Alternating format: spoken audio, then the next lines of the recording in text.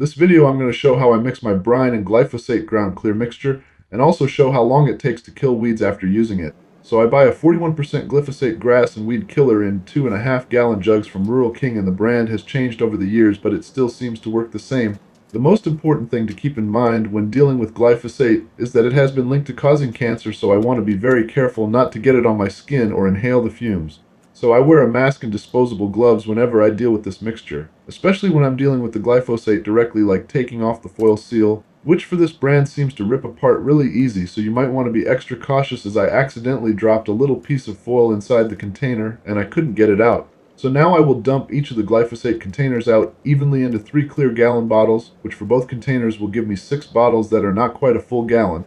And at the end of dumping the container with the foil piece still inside, I'll put a paper towel in the funnel to catch it while I empty the rest.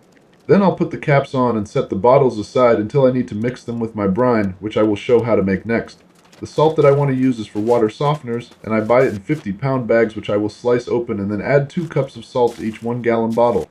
I can fill around 40 bottles with a 50-pound bag of salt, so I will fill as many as I have available because it will take months for the salt to fully dissolve when I just let it sit. I have also made my brine by using a concrete mixer, and it only took about an hour for the salt to fully dissolve, but this way ate the paint and started rusting the metal inside the mixer, so I just let it sit in bottles now. I started filling my bottles with my sprayer set on mist, but it took too long to fill each bottle, so I ended up using a funnel with the shower setting, and that really sped up how fast I can fill them with water. Now I just need 10 gallons of water, so I'll fill up 4 of the 2.5-gallon containers that the glyphosate came in. And I want to make sure I have disposable gloves on when filling up the new containers I just emptied out. So to fill up my 25-gallon sprayer, I will end up using these 10 gallons of water along with 8 gallons of brine, and then whatever ratio of glyphosate I decide on using. So to determine that, I'll look through the reading material attached to the front of the container, and I'll find a mixing guide. There are 4 quarts in a gallon, so if I dump that full bottle into my 18-gallon mix, according to this chart, I should be using between 3 to 5%, which has worked out very well for me so far.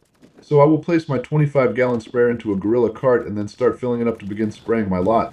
I start with the 8 gallons of brine, which is the water with the salt now completely dissolved in it, and then I'll add the just short of a full gallon bottle of glyphosate.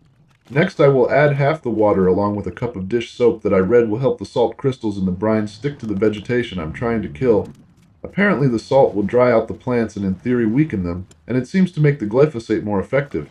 I've been trying out several mixtures over the last several years, and this is my current favorite mix and is much cheaper than buying the most common brand solutions. So after I dump the rest of the 10 gallons of water into my sprayer, I'll mix it up and it will be ready to spray. Then I'll just go around and spray everything that I want to kill off while wearing a mask, gloves, and long pants just in case the wind blows the solution onto my legs.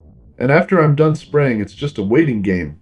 You can see a little browning of some vegetation the next day, which is mostly because of the brine. After a week, you should definitely be able to tell it's working, with most of the green and the vegetation gone in 2 weeks. And after about 3 or 4 weeks, you should start seeing more of the ground as the plants die and start to shrivel up. I will go out and look for new vegetation after about 5 or 6 weeks, which is usually when it will start to grow back. You can cover a lot more ground and save some money if you go out and spray before it gets too bad. You can see after 7 weeks I definitely need to spray again, so I will use the same amounts of everything but the glyphosate, which I will only use half of when I have kept up on spraying. So all I will do is dump the gallon bottle out evenly to 2 smaller bottles and then only pour one of those bottles into my mix when I go back out to spray again. Hopefully this video has helped, and feel free to ask any questions that you still may have in the comments. Thank you for watching, and please like and subscribe for more quick and on-point videos.